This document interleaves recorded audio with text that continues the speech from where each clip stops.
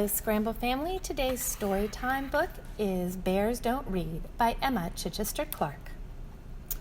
Most days, George sat on a bench at the edge of the woods and stared out at the distant hills. He wondered about life. Oh, life is lovely, he thought, tra-la-la and all that. But is this it, he wondered? Is this all there is? His brothers and sisters never wondered about anything. They were perfectly happy chatting, fishing, doing the usual bear things, and telling the same old stories over and over again. But George was bored.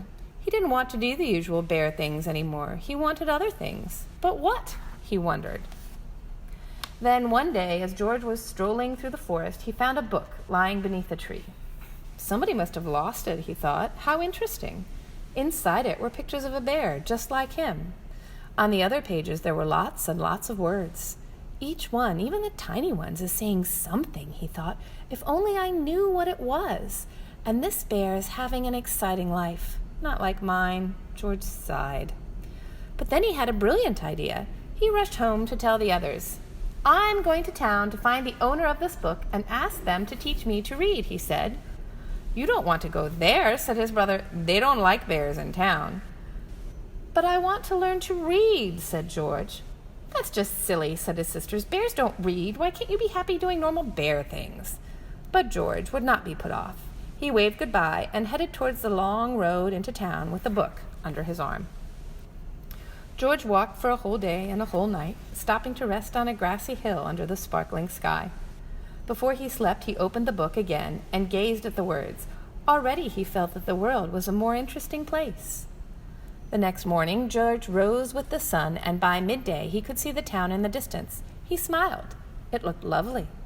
There must be so many people who know how to read there, he thought, and lots of new stories they can tell me. But when he arrived, everyone was running. Some were even screaming. Wait, cried George. He showed the book to a woman rushing by. Do you know whose this is? He asked. It's from the school, she shrieked and pointed to the red building.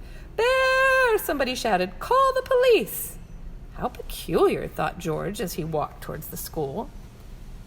Inside the school, there was complete silence. Where was everybody? George peered over the desk. Hello, he said, but there was nobody there. Suddenly there was a shout. Freeze! Hands above your head! George was surrounded by policemen. What's the matter? He asked nervously. You're a gigantic, great grizzly bear, shouted the chief of police. That's the matter. They moved toward him, holding up their shields. I don't want any trouble, said the chief. George didn't want any trouble either.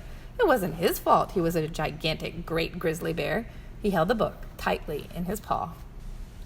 Just then the doors burst open, and in walked a little girl called Clementine with her mother. Hey, cried Clementine, that's my book, and that's the bear in my book. This is a dangerous animal, roared the chief. Stand back. He doesn't look dangerous to me, said Clementine. No, said George, I'm not that sort of bear at all. I was just hoping someone could teach me to read. Silence, roared the chief. But Clementine wasn't listening. I'm learning to read, she said. We could learn together, couldn't we, Mom? Clementine's mother looked at George. She could see he was a perfectly nice sort of bear. I don't see why not, she said. So you'll take responsibility for this bear, will you, madam? Asked the chief. Certainly, said Clementine's mother, and there's no need to shout. She held out her hand to George. Very pleased to meet you, she said. Delighted to meet you, said George. George moved into the summer house at the end of Clementine's garden, and each day after school, Clementine showed him everything she'd learned. It wasn't long before George knew all the letters of the alphabet. George didn't find reading easy at first. Even though he tried hard, he often made mistakes. But luckily, Clementine was a kind and patient teacher. Sometimes the chief came to see how they were getting on. He brought a book of his favorite poetry to read aloud to George. Then one day, Clementine said, I bet you can read this whole book now, all by yourself. George opened it and began. Once upon a time, there was a large brown bear who found a book lying under a tree. He read the whole book, all the way to the end. Bravo, said Clementine, we knew you could do it. And for George, that was just the beginning.